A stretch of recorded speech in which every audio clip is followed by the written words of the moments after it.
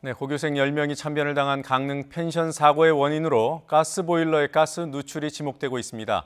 문제의 보일러를 자격이 없는 업자가 설치한 것으로 YTN 취재 결과 확인됐습니다.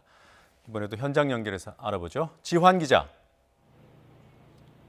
네, 강원도 강릉입니다. 네, 가스보일러를 무자격자가 설치했다.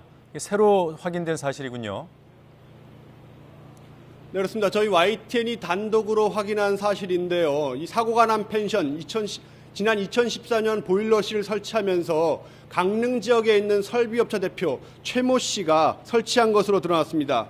하지만 이 최 씨는 가스 보일러를 설치할 수 있는 자격이 없는, 그러니까 무자격자로 확인이 됐습니다.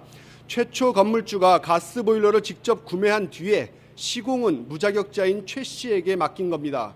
사실 이 가스 보일러는 대리점이나 온라인을 통해 누구나 제한 없이 구매할 수는 있습니다. 하지만 보일러 설치는 반드시 고압가스 자격증과 온수 온돌 자격증 등 관련 자격증을 갖추고 가스안전공사의 안전교육을 받은 뒤 지자체의 시공업 허가를 받은 사람이 해야 됩니다. 나중에 협회의 감사도 받아야 됩니다. 오전에 저희 취재진이 해당 업체에 갔는데 여전히 간판에 보일러 설치를 한다고 돼 있었습니다.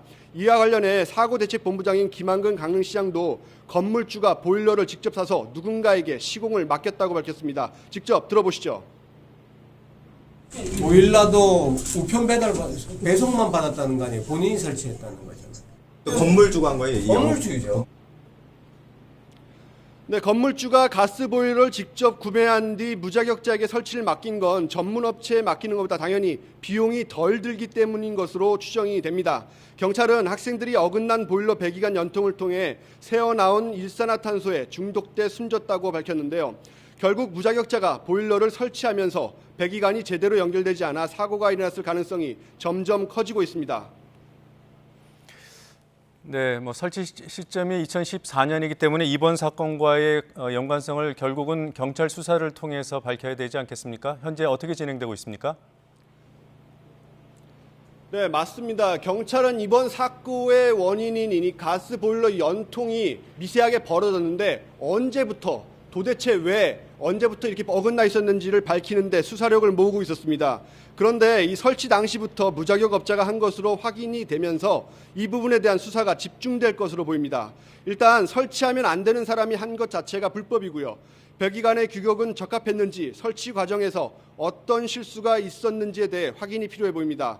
보일러 설치나 변경 과정에서 과실이 있었는지 따지고 부실 시공 여부를 확인해야 할 것으로 보입니다. 앵커 나와주십시오. 예, 참 인재라는 그런 정황들이 계속 속속 드러나고 있습니다.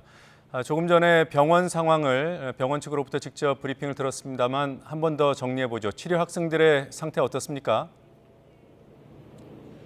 네, 그나마 병원에서 좀 괜찮은, 기분 좋은 소식을 전할 수 있을 것 같습니다. 지금 이곳 아산병원에 일산화탄소에 중독된 7명의 학생 중에서 5명이 치료를 받고 있는데요.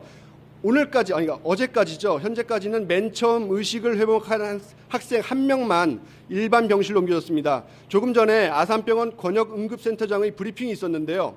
중환자실에 있던 다른 2명 역시 오늘 일반 병실로 이송을 한다고 합니다. 그리고 가장 반가운 소식이죠. 가장 상태가 좋았던 학생 1명, 19살 백모군인데 내일까지 특별한 일이 없으면, 그리고 보호자 동의가 있으면 귀가한다고 합니다.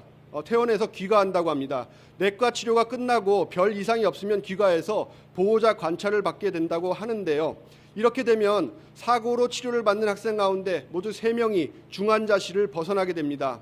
이에 의식이 없었다는 그 2명 역시 상태가 많이 호전되고 있다고 밝혔습니다. 하지만 이렇게 차도를 보이더라도 충분히 치료를 받아야 한다고 신중한 태도를 보였습니다. 그리고 원주에 있는 2 학생이 있죠. 이 2 학생은 여전히 중환자실에서 인공호흡기에 의존하고 있습니다. 하지만 약간은 치료 성과가 있는 것으로 파악되는 만큼 환자 상태는 좀 더 지켜봐야 할 것으로 보입니다. 종합브리핑 외에 병원 측 관계자의 말로는 일단 이곳 강릉에 고압 산소실이 잘 마련돼 있고 학생들이 차도를 보이고 있는 만큼 이 부모님들도 아이들이 완전히 괜찮아질 때까지 장기적으로 일단 치료에 전념하는 것을 원한다고 합니다. 사실 지금 치료를 받고 있는 학생들이 먼저 세상을 안타깝게 떠나는 학생들, 친구들의 소식을 모르고 있다고 합니다. 그래서 이 무분별한 취재를 자제해달라는 요청도 있었고요. 그래서 저희 YTN도 가족이나 부모님과의 접촉을 최대한 삼가한 채 조심스럽게 취재를 계속하고 있습니다. 네, 지금까지 강릉 아산병원에서 YTN 지환입니다.